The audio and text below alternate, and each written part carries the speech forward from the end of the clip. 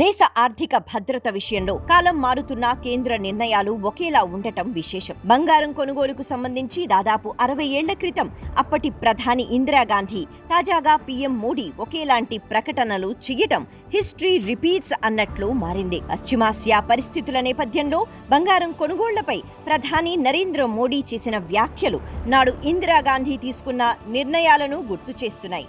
ఈ రెండు కాలాలలోనూ దేశ ఆర్థిక సంక్షోభం, విదేశీ మారక నిల్వల పరిరక్షణే ప్రధాన లక్ష్యంగా బంగారంపై ఆంక్షలు, విజ్ఞప్తులు చోటు చేసుకున్నాయి. పశ్చిమాసియాలో ఉద్రిక్తతలు పెరుగుతున్న ముడి చమురు ధరల నేపథ్యంలో విదేశీ మారక నిల్వలను కాపాడుకోవడానికి ఏడాది పాటు బంగారం కొనుగోళ్లకు దూరంగా ఉండాలని ప్రధాని మోడీ తాజాగా ప్రజలకు పిలుపునిచ్చారు. దేశం కోసం పౌరులు ఈ స్వీయ నియంత్రణ పాటించాలని, పెట్రోలియం ఉత్పత్తుల వినియోగం తగ్గించాలని కోరారు. భారత్ తన బంగారం అవసరాలలో 90% పైగా విదేశాల నుంచి దిగుమతి చేసుకుంటుంది. 2025-26 ఆర్థిక సంవత్సరంలో బంగారం దిగుమతుల విలువ రికార్డు స్థాయికి చేరడంతో ఈ నిర్ణయం తీసుకున్నారు. అయితే ప్రస్తుతానికి బంగారంపై దిగుమతి సుంకాలు పెంచే ఆలోచన లేదని ప్రభుత్వ వర్గాలు స్పష్టం చేశాయి.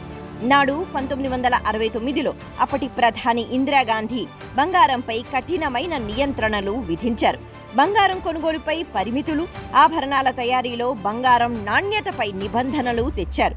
దేశంలో బంగారం దాచుకునే సంస్కృతిని తగ్గించి ఆ పెట్టుబడులను ప్రభుత్వ పథకాలకు మళ్లించటం, అక్రమ రవాణాను అరికట్టడం దీని ప్రధాన ఉద్దేశం. ఇద్దరు ప్రధానులు దేశ ఆర్థిక పరిస్థితి, దిగుమతుల భారం, విదేశీ మారక నిల్వల ఆదా కోసమే బంగారాన్ని నియంత్రించాలని కోరారు.